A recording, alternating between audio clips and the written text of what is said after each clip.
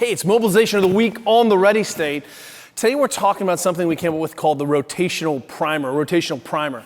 And the idea is we often see that when athletes are missing key ranges of motion, the first thing that starts to go is that they'll add rotation away from stability or from power to buy themselves some slack so they can solve a movement problem, right?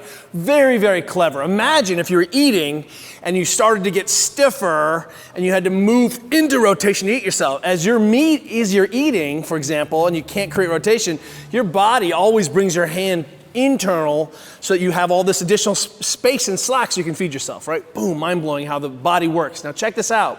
What's interesting is that we often prime and cue a lot of rotation in rehab because we've all identified it's important, but we don't do it in long lever positions, and we tend to do most of our rotation work as priming in real mid-range. So I'm either in this sort of external hang shape or I'm down below. And one of the things that we can do is improve that by adding a band across a simple rack, just about shoulder height. And what I'm looking for is to try to create rotation and cue rotation through the shoulder and be able to dissociate the scapula from the body so that that scapula ends up as being a big shock absorber and positional awareness tensioner, not the shoulder coming forward and moving around. I'm trying to get this system stable and powerful and then be able to dissociate the scapula off the body, right? So that if I'm hanging or pulling or pushing, I've got all these choices. So what we do is we reach the thumb underneath, just simple, and already you see that that sets me up to create rotation. And it doesn't take much to cook yourself out on this. What's great about this overhead position now is that this rotational cue, I'm fighting a little resistance. That means that I'm always having to rotate that armpit forward into this position, and then I can be pressing up and down, maintaining that external rotation.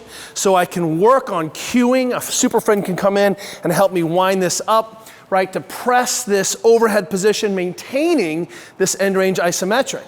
Gotta take a break on that, it's so tough. So what I'm working on is being able to have arms straight, long lever position, not elbow bent to create that rotation.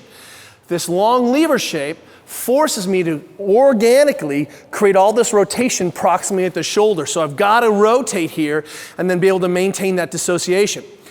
What's great about this drill is that ultimately I can go straight up overhead with it and press, but I also can work on rotation in specific planes.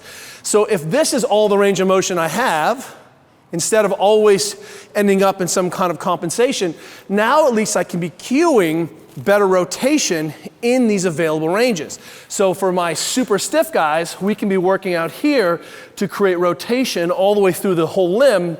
And if my athletes are a little bit more advanced or they've got better range of motion, we can cue this into these shapes. You'll see that some for a few is all it takes. Maintaining that isometric, working on breathing, working on dissociation, all fantastic ways to get it so that you're more stable and more importantly have more movement choice overhead, because if you don't have the ability to rotate, you'll end up in a position where you can't reclaim it and you're gonna miss the lift or miss the stability or fatigue out. Priming your rotational stability is crucial to full access to your power.